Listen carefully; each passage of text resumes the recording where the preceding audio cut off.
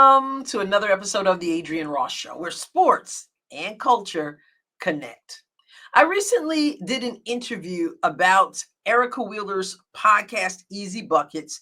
She had Lexie Brown on there, and I just talked about a little bit of it, and I said I was going to come back later because there was something else I wanted to cover. That little bit I did talk about was Lexie Brown's comments about Juju Watkins. Juju, everywhere you look, Juju up, Juju down, Juju left, right, Juju everywhere. And I did that video about how that totally debunks Stephen A. saying nobody is paying Juju any attention and that they should. Well, people are paying Juju attention. I've said it many times. And also, Lexie Brown has said it. If you haven't seen that video, make sure you go and do that. The link to the whole video on Easy Buckets will be in the description of this video. But now I want to get to the other stuff I said I want to get to. Many of you have heard me say many times that I'm not a fan of the transfer portal.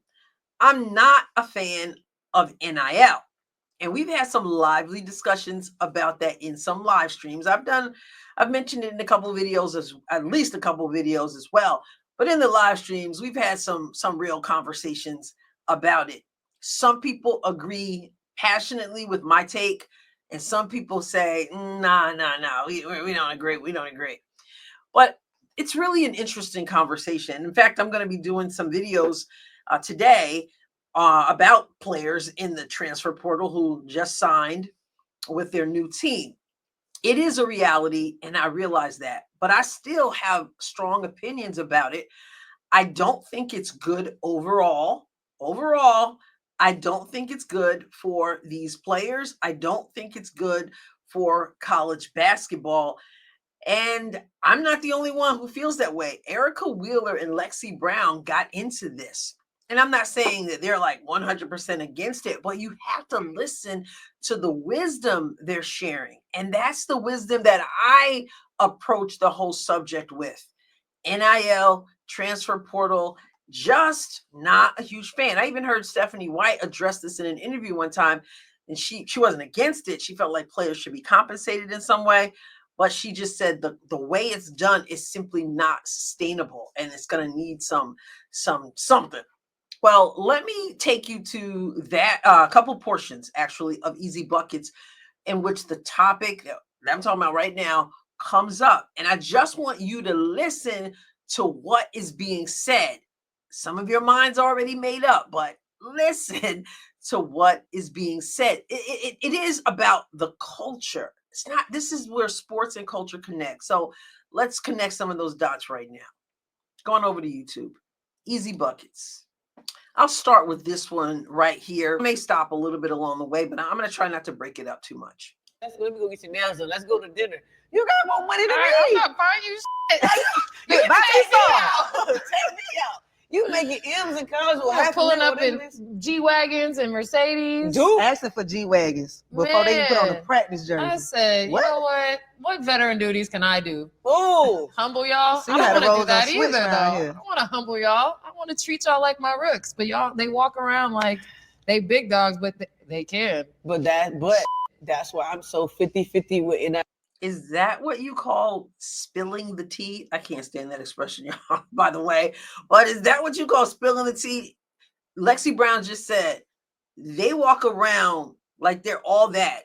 They're talking about these rookies, these young folks in the WNBA because they can, because they're being paid like they are professional basketball players and like they're all that, and like you can't tell them anything. I'm sure this doesn't pertain to everybody, but obviously it exists. I know how I feel about this stuff, and I'm on the outside looking in. These ladies, they get to see things a lot more closely than I do. So when they're talking about this, I'm listening, and you should too.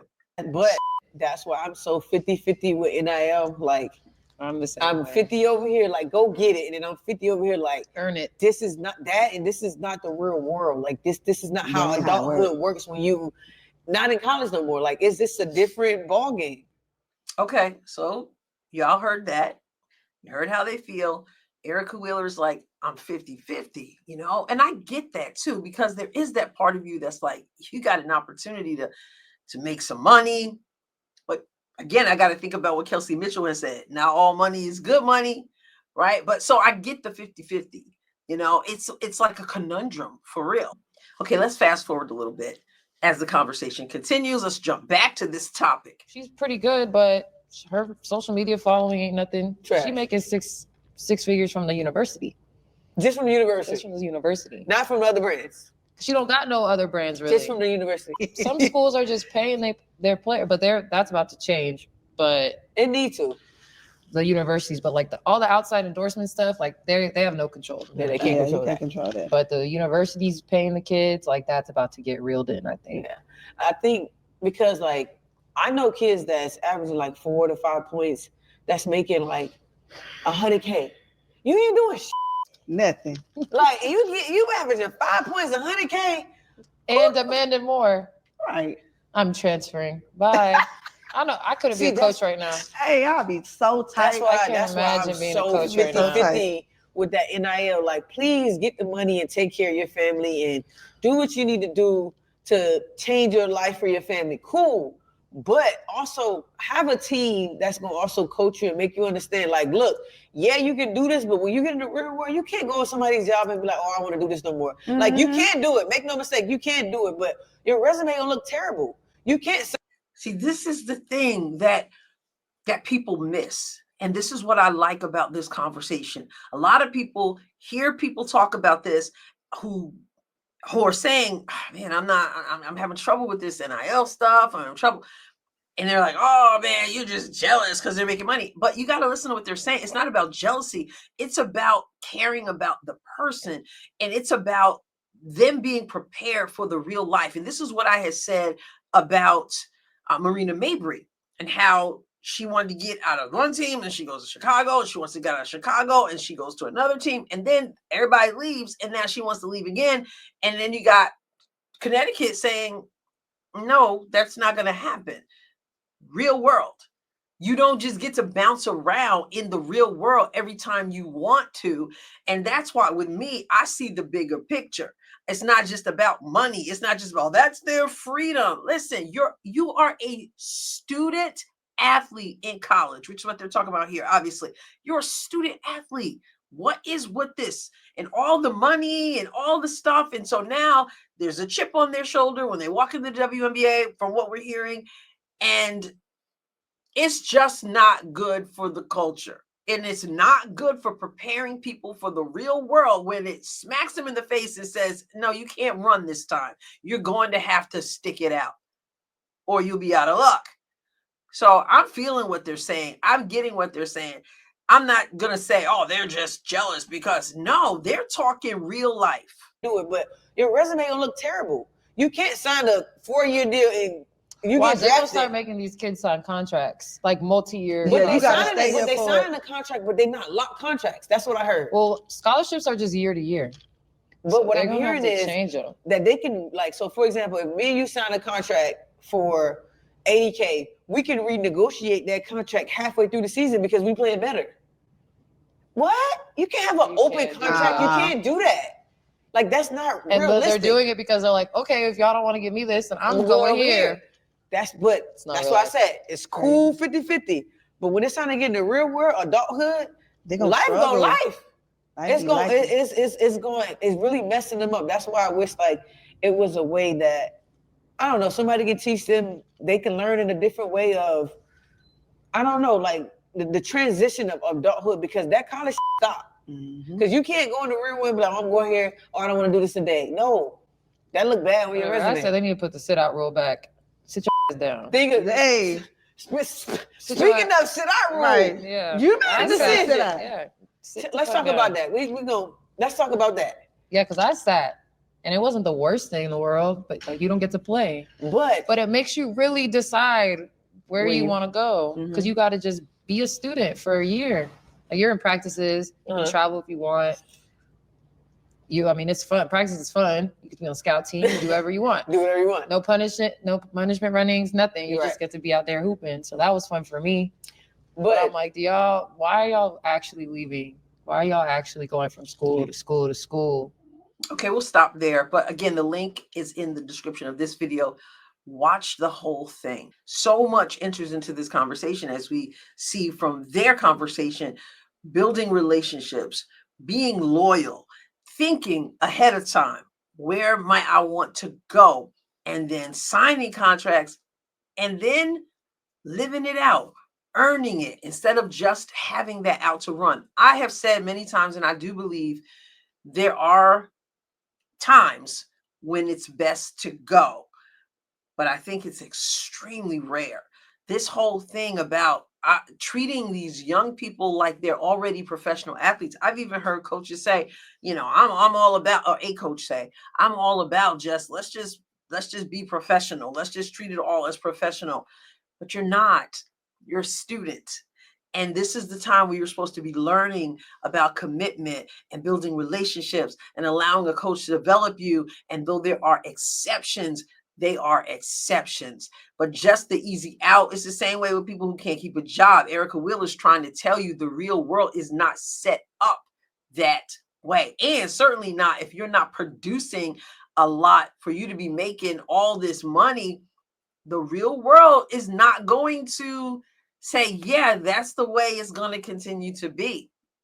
But there was a time, as Lexie Brown is saying, where if you transferred, you would have to sit out a year. And that ended up being a good thing. It makes you think too. What happens in that year? Do I really want to sit out a year? There's so much more when there are, as they say, consequences and repercussions. I just think that this whole NIL and the whole transfer portal needs to be rethought. Now, are we too far gone now with the quote unquote progress of the transfer portal and NIL? Maybe. I don't know. But I just think it does more damage than it does good. I really do. But I also understand what Erica's saying, like, it's 50-50 because you kind of want them to be able to go ahead, you take care of your family, make that money, get that bag, all that. But what kind of individual are you going to be? Not to say you're going to be a bad individual, but I'm just asking. For some, they can't handle all that at this time, and they shouldn't be. They are students, and they need to learn about commitment, and they need, like she said, your resume gonna look all jacked up if you try this in the real world. But nowadays, it's like, oh, well, let me just get on in here and go. I don't like it, but I get the 50-50 part, what she's saying. So much wisdom in that conversation from people who are not on the outside looking in, but people who are on the inside, and they're dealing with the people who have been affected by NIL, who have benefited from it, maybe some who did not benefit from it. You got to hear what they got to say because they're on the inside. We're not. This is the Adrienne Ross Show, where sports and culture connect. I love to talk about these kinds of things. I think we need to think more and talk more about these kinds of things. Listen, if you have not subscribed to the Adrienne Ross Show, I'd appreciate it if you do so. And also, if you have not hit like yet, what you're waiting for? Hit that like button. I appreciate all of you so much for the support. We are fast approaching 50,000. That is amazing. But more than a number, I appreciate your support. It's not just about numbers with me. Oh, where my numbers are. I absolutely want to grow. I want this channel to be off the charts. I work hard and I appreciate you. And that's what it's all about. Not just a number. You're not just a number to me. I appreciate the support. The members of the Adrienne Ross Show channel, those who have joined, who clicked that join button and joined our times together, your support, just love it. Thank you so much. I will catch you next time, God willing. God bless you abundantly.